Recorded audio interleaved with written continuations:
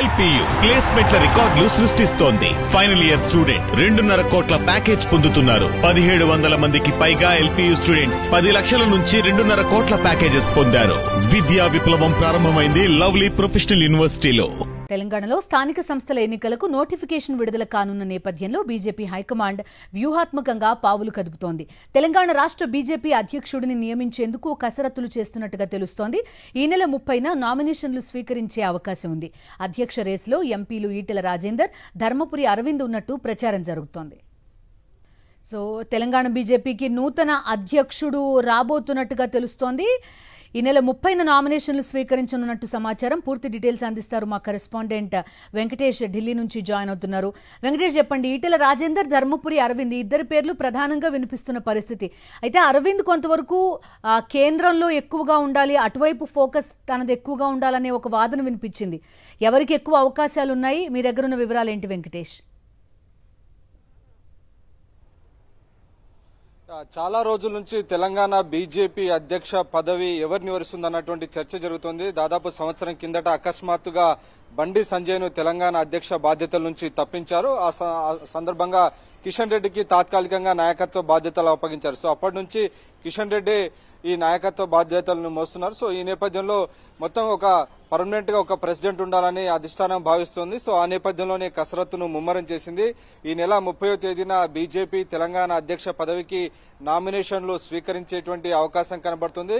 అలాగే జూలై 1వ తేదీన ఈ బీజేపీ తెలంగాణ అధ్యక్షుడి ఎన్నిక జరగబోతుంది. సో ఇదంతా కూడా ఫార్మల్ గా జరిగేటువంటి ఒక లాంఛన ప్రాయమైనటువంటి ప్రక్రియ. ఇప్పటికే బీజేపీ అధ్యక్షుడి ఎంపికను అధిష్టానం దాదాపు పూర్తి చేసినట్టు తెలుస్తుంది. సో అధిష్టానం మనసులో ఎవరు అధ్యక్షుడిగా నిర్ణయం అయ్యారనేది ఇప్పుడు ఒక సస్పెన్స్ గా కొనసాగుతోంది. సో ఆ నేపథ్యంలో ఎవరికి ఫోన్ కాల్ వస్తుంది, తెలంగాణ బీజేపీ అధ్యక్షుడిగా ఎవరు నామినేషన్ వేస్తారు అనేది ఇప్పుడు బీజేపీ వర్గాల్లో చర్చనీయాంశంగా మారింది. సో మొదటి నుంచి కూడా తెలంగాణ బీజేపీ అధ్యక్ష పదవిని ఈటెల రాజేందర్, ధర్మపురి అరవింద్ ఆశిస్తున్నారు. ఈ మేరకు వీరిద్దరు కూడా ప్రధానమైనటువంటి అధిష్టానం పెద్దలందరినీ కూడా కలుసుకుని తమకు అధ్యక్ష బాధ్యతలు అప్పగించాలని విజ్ఞప్తి చేశారు. అలాగే తెలంగాణ రాష్ట్రంలో కూడా మనం చూసాం, ఒకవైపు కులగణనకు సంబంధించినటువంటి అంశాన్ని చాలా కాంగ్రెస్ పార్టీ చాలా బలంగా ముందుకు తీసుకెళ్తోంది. బీసీలకు 42% రిజర్వేషన్లు ఇస్తామని నాయకులు ప్రకటిస్తున్నటువంటి నేపథ్యంలో ఖచ్చితంగా ఈసారి తెలంగాణ బీజేపీ అధ్యక్ష పదవి బీసీ వర్గాల చెందినటువంటి నాయకుడిని వరించేటువంటి అవకాశం కనబడుతుంది. సో